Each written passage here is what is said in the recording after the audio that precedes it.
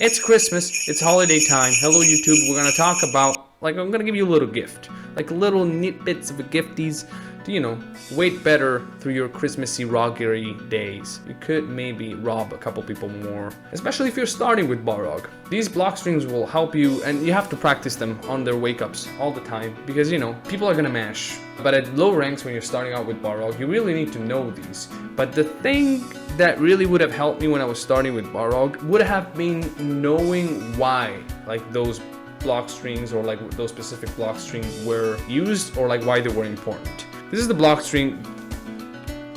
Sometimes, if you're not super tight, or sometimes with small characters, I need to lab it better with everyone, you might whiff the last punch. But if you're tight and you're really on them, you're sure to be on them, and not maybe, even if you walked a little bit like this back, it might not work. You have to walk on them to do this, or dash on. Why first this is better than starting with the low? They have different uses than better. If this is safer, because it's all a frame trap. This one is +3, this other move is gonna be 4 frames, and you're gonna frame trap because no move is faster than 3 frames. You're +1, and this will trade. It will trade at the end with a, but not many people have a jab that reaches at this distance, right? And this one is important because, especially with people with high speed and they want to walk back immediately, the second is a low. They might just, want to walk back, and you have all the time in the world to confirm if you're actually hitting, right? This one, on the other hand, it works the same way, but you're hitting low first, and you might get, a lot of people like to mash on the second hit. This is only +1 on block, so you might get, with the 3 frame, you might trade there. So it's not super ideal. Instead, what you want to do is probably do this. Usually I do this. I do this block string. I confirm if this hit, these two hit, and I go in my target combo. It's very easy to confirm. You can do it all day. The next step is, of course, confirming this hit into this and going for the upper. So see if it hits, you practice it, and then you confirm only on the upper. So that's a really, the progressive block string that you could learn. Another block string that is super helpful, and I'll explain why, it's this one.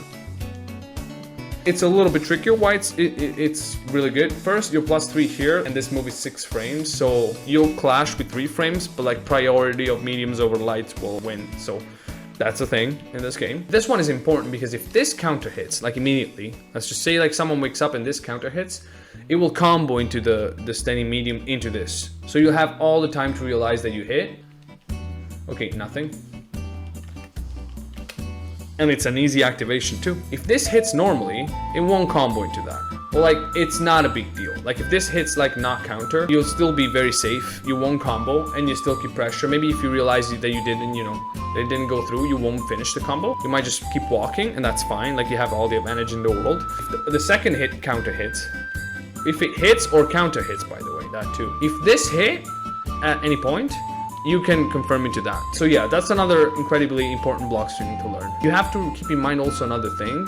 4 frame characters, if you're playing against them, your mediums, this one and this one, which are good for pressuring, become block strings.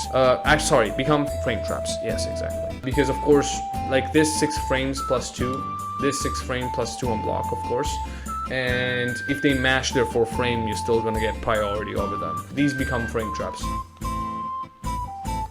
And it's not blocking anymore. These are frame traps now against those characters. This is another block string. Crouching medium punch, crouching light punch, crouching medium punch again. This is +2. This is +3, and it's a 4 frame move. So from the other one, it's gonna be a block string. And from this +3, you might want to put another one of those, because again, it's another block string. If this hits counter, again, or the second button, the next one will combo. So it's easy to confirm again into a dash straight or an EX dash straight. This one hits also, doesn't need to hit counter for that to combo into a dash straight. See, it just combos. And it's easy to time this on wake up. Anyway, learning interaction by interaction. That's what makes it a better player.